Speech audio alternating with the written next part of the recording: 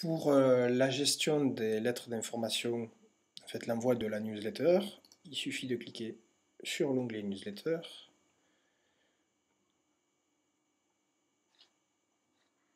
Une page se charge. Vous avez une liste déroulante avec les anciennes lettres déjà créées. Donc là pour l'instant il n'y en a qu'une.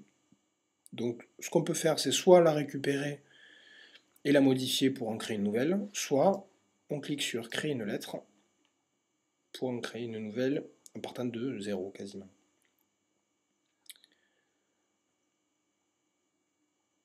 Donc voilà, là vous avez une petite alerte qui vous explique que les images que vous allez insérer dans la newsletter doivent être envoyées dans le serveur. Le copier-coller sur notre site ne marchera pas, donc ça il faut faire bien attention, sinon la lettre que vous allez envoyer ne sera pas correcte. Pour éviter les problèmes, il ne faut pas faire de copier-coller. Donc premier champ, le sujet, donc c'est le sujet de la newsletter.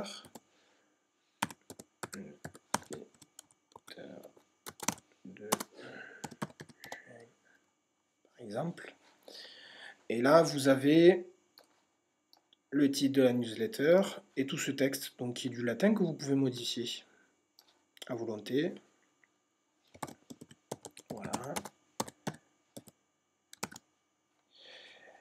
Et voilà ce texte.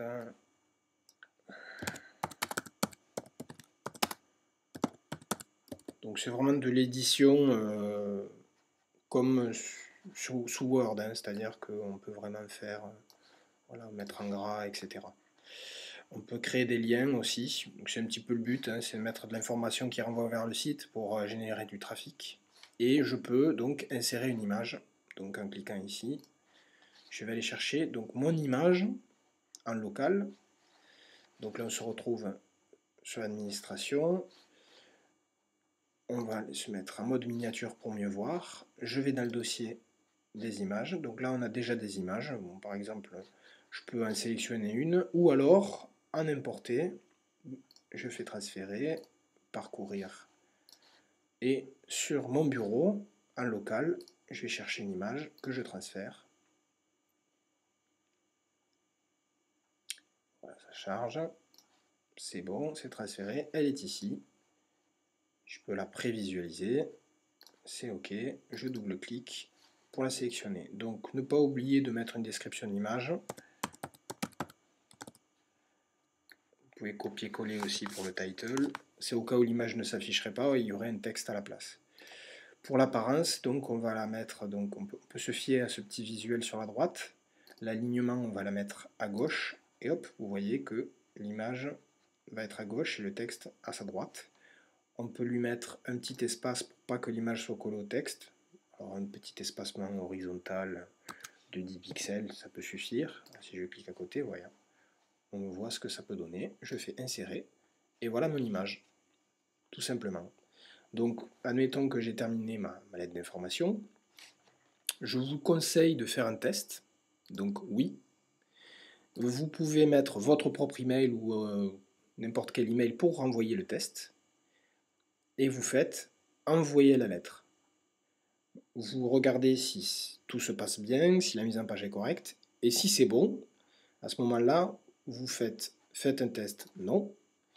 Et ici, vous cochez les abonnés. Donc vous avez plusieurs listes d'abonnés, vous avez les clients professionnels ou particuliers, donc vous pouvez ou cliquer sur tous et envoyer la lettre.